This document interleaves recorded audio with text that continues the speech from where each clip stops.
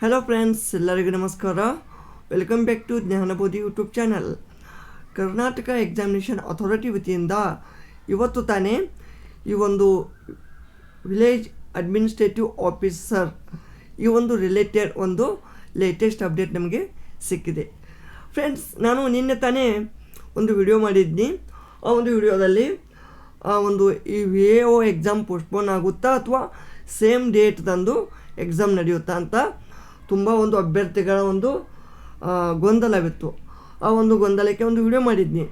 But ಇದೀಗ ಈ ಒಂದು KEA ವತಿಯಿಂದಲೇ ನಮಗೆ ಆಫಿಷಿಯಲ್ ಆಗಿ ಒಂದು ಪ್ರಕಟಣೆಯು ಪ್ರಕಟವಾಗಿದೆ.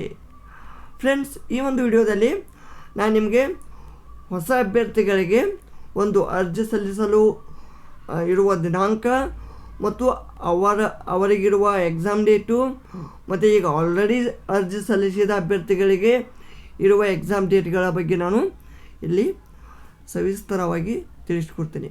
ಸೊ ಈ ಒಂದು ವಿಡಿಯೋನ ಸ್ಕಿಪ್ ಮಾಡಿದ ಕೊನೆ ತನಕ ನೋಡಿ. ಫ್ರೆಂಡ್ಸ್, ಈ ಒಂದು ಕರ್ನಾಟಕ ಸರ್ಕಾರದ ಆದೇಶ ಸಂಖ್ಯೆ ಈ ಒಂದು ಸಂಖ್ಯೆ ಅನ್ವಯ ದಿನಾಂಕ ಅಂದರೆ ಇದೇ ತಿಂಗಳ ಸೆಪ್ಟೆಂಬರ್ 10ನೇ ತಾರೀಕು ರಾಜ್ಯ ಸಿವಿಲ್ ಸೇವೆಗಳಲ್ಲಿ ವಿವಿಧ ಇಲಾಖೆಗಳ ಮೇನ್ಲಿ ಗ್ರೂಪ್ ಬಿ ಮತ್ತು ಗ್ರೂಪ್ ಸಿ ಈ ಒಂದು ಹುದ್ದೆಗಳಿಗೆ ನೇರ ನೇಮಕಾತಿ ಮೂಲಕ ಭರ್ತಿ ಮಾಡಲು ಈಗಾಗಲೇ ಅಂದರೆ ಈ ವರ್ಷದಲ್ಲಿ ಹೊರಡಿಸಿರುವ ಅಧಿಸೂಚನೆಗಳಿಗೆ ಎಲ್ಲ ಪ್ರವರ್ಗಗಳ ಅಭ್ಯರ್ಥಿಗಳಿಗೆ ಓನ್ಲಿ ಒಂದು ಬಾರಿಗೆ ಅನ್ವಯವಾಗುವಂತೆ ಗರಿಷ್ಠ ವಯೋಮಿತಿಯಲ್ಲಿ 3 ವರ್ಷಗಳ ಸಡಿಲಿಕೆಯನ್ನು ನೀಡಿ ಆದೇಶವನ್ನು ಪ್ರಕಟಿಸಿರ್ತಾರೆ. ಅರ್ಥ ಆಯ್ತಾ? ಸೊ ಈಗ ಆಲ್ರೆಡಿ ಇದನ್ನು ಡಿಸ್ಕಸ್ ಮಾಡಿದ್ದೀವಿ. ಬಟ್ ಇದು ಕೂಡ ಇದರಿಂದ ಗ್ರೂಪ್ ಬಿ ಕೂಡ ಎಕ್ಸಾಮ್ ಪೋಸ್ಟ್ಪೋನ್ ಆಗಿದೆ.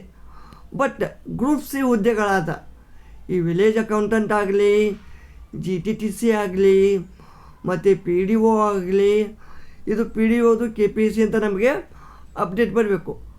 ಅದು ಕೂಡ ಅಪ್ಡೇಟ್ ಬಂದಿದೆ, ನಾನು ತಿಳಿಸ್ತೀನಿ ನೆಕ್ಸ್ಟ್ ವಿಡಿಯೋದಲ್ಲಿ. ನೀವು ಇಲ್ಲಿ ನೋಡ್ಬೋದು. ಅದರಂತೆ ಕರ್ನಾಟಕ ಸರ್ಕಾರದ ಕಂದಾಯ ಇಲಾಖೆ ಒಂದು ಗ್ರಾಮ ಲೆಕ್ಕ ಅಥವಾ ಗ್ರಾಮ ಆಡಳಿತ ಅಧಿಕಾರಿ ಹುದ್ದೆಗಳಿಗೆ ನೇರ ನೇಮಕಾತಿ ಸಂಬಂಧ ಈ ಒಂದು KEA ವತಿಯಿಂದ 22/24 ವಿವರವಾದ ಅಧಿಸೂಚನೆಯನ್ನು ಪ್ರಕಟಿಸಿ ಈ ಒಂದು ಏಪ್ರಿಲ್ 5ರವರೆಗೆ ಈ ಒಂದು ಅರ್ಜಿಗಳನ್ನು ಸಲ್ಲಿಸಲು ಅವಕಾಶ ನೀಡಲಾಗಿತ್ತು. ಮತ್ತು 22 ಮೇವರೆಗೆ ಅರ್ಜಿ ಶುಲ್ಕ ಪಾವತಿಸಲು ಅವಕಾಶವನ್ನು ನೀಡಲಾಗಿತ್ತು. ಬಟ್ ಇದೀಗ ಈ ಒಂದು ಸರ್ಕಾರದ ಆದೇಶದ ಅನ್ವಯ ವಯೋಮಿತಿ ಸಡಿಲಿಕೆಯಿಂದ ಹೊಸದಾಗಿ ಅರ್ಜಿ ಸಲ್ಲಿಸಲು ನಿಗದಿಗೊಳಿಸಿದ ವೇಳಾಪಟ್ಟಿಯು ಈ ಒಂದು ಕೆಳಗೆ ಕೊಟ್ಟಂತಿದೆ. ನೀವು ನೋಡಬೇಕು. ಇಲ್ಲಿ ಆನ್ಲೈನ್ ಮೂಲಕ ಅರ್ಜಿಗಳನ್ನು ಸಲ್ಲಿಸಲಿಕ್ಕೆ ಪ್ರಾರಂಭಿಕ ದಿನಾಂಕ 19/9 ಅಂದರೆ ನಾಳೆ ಬಿಟ್ಟು ನಾಡಿದ್ದು, ಅಂದರೆ 2 ಡೇಸ್ ಆಮೇಲೆ ಆನ್ಲೈನ್ ಮೂಲಕ ಅರ್ಜಿ ಸಲ್ಲಿಕೆಗೆ ಕೊನೆಯ ದಿನಾಂಕ 28. ನಾನು ಹೇಳಿದ್ದೀನಿ ನಿಮಗೆ ಆಲ್ರೆಡಿ, ಒಂದು ಮ್ಯಾಕ್ಸಿಮಮ್ 10 to 15 ಡೇಸ್ ಕೊಡ್ತಾರಂತೆ.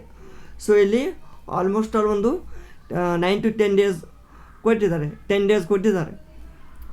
ಆಮೇಲೆ ಶುಲ್ಕ ಪಾವತಿಸಲು ಕೊನೆಯ ದಿನಾಂಕ 29/9. ಅರ್ಥ ಆಯ್ತಾ?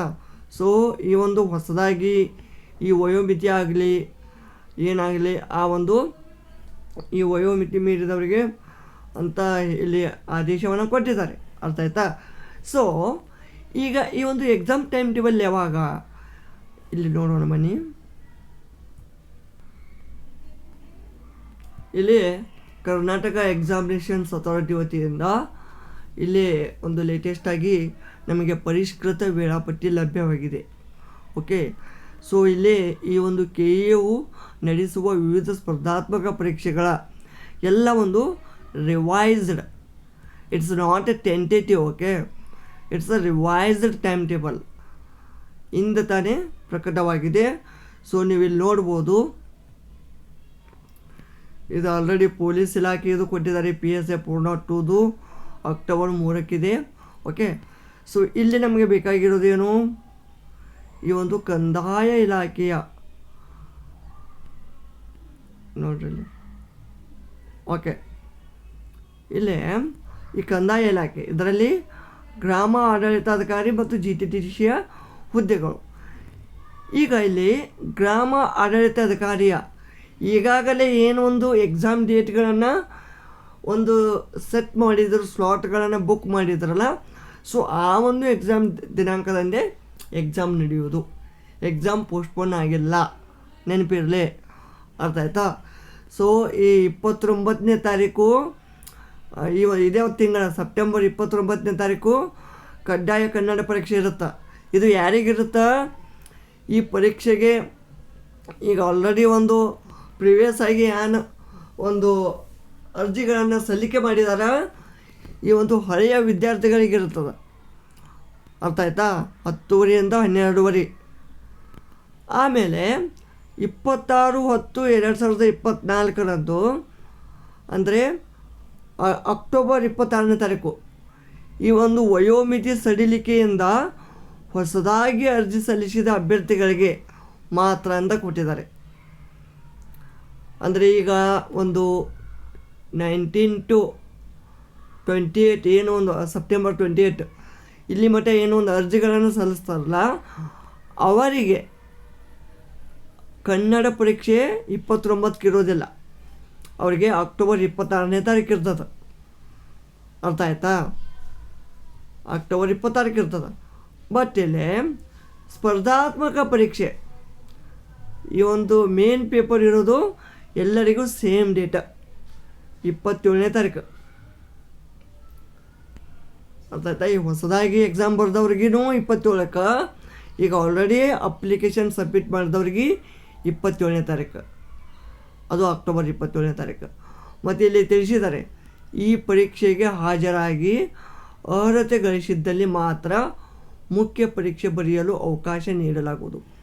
ಈ ಕಡ್ಡಾಯ ಕನ್ನಡ ಪರೀಕ್ಷೆಯಲ್ಲಿ ನೀವು ಫೇಲ್ ಆದ್ರಿ ಅಂದ್ರೆ ನಿಮಗೆ ಈ ಒಂದು ಮೇನ್ ಪರೀಕ್ಷೆದು ಅಡ್ಮಿಟ್ ಕಾರ್ಡ್ ಅಥವಾ ಹಾಲ್ ಟಿಕೆಟು ಬರೋದಿಲ್ಲ.